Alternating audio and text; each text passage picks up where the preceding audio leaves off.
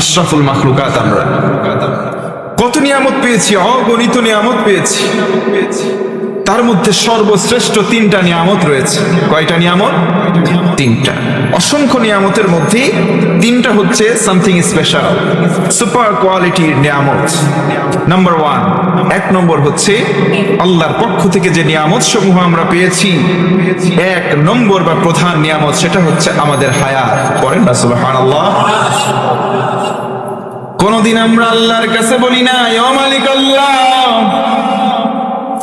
আমাদেরকে হায়াত দেন, আমাদেরকে জীবন দেন। এরপরে আল্লাহ খুশি হয়েছেন, মেহেরবানি করে আমাদেরকে জীবন দিয়েছেন। হায়াত পাওয়ার পরে যদি আমরা বলি আল্লাহ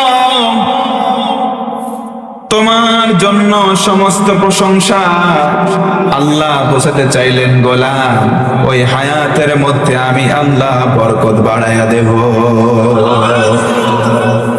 তিনটা নিয়ামত সবচাইতে শ্রেষ্ঠ। এক নম্বর নিয়ামত হলো আমাদের হায়াত, দ্বিতীয় নিয়ামত হলো তার নাম ঈমান। করেন সুবহানাল্লাহ। কোনদিন বলি না ইয়া মালিক আল্লাহ আমাদেরকে হায়াত দেন, কোনদিন বলি নাই হায়াত দিলেন। কোনদিন বলি নাই আমাদেরকে আল্লাহ মুমিন বানাও, ঈমানদার বানাও। কোনদিন দরখাস্ত লিখে নাই, আরজ করি নাই ও আরশের মালিক আল্লাহ আমাদেরকে ঈমান নামক দামি দৌলত দেন। আল্লাহ মেহেরবানি করেছেন, খুশি হয়েছেন, ভালোবেসেছেন আমাদেরকে, না চাইতেই ঈমান নামক দামি দৌলত দিলেন। অন্তর থেকে খুশি হয়ে বলুন আলহামদুলিল্লাহ। তিন নম্বর শ্রেষ্ঠ সম্পদের নাম হলো বিশ্ব নবীর উম্মত হওয়া।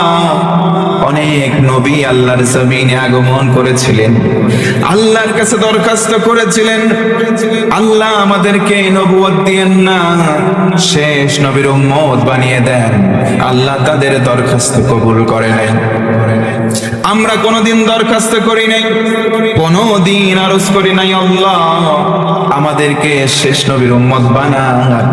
আল্লাহ খুশি হয়েছেন, বাছাই করেছেন, আমাদেরকে শনাক্ত করেছেন, একটা একটা করে রহমতের চাদর দ্বারা ঘিরেছেন, আর বিশ্ব নবীর উম্মত বানিয়েছেন। এই উম্মত হওয়ার পরে আমরা একটু অন্তর থেকে খুশি হয়ে বলি আলহামদুলিল্লাহ।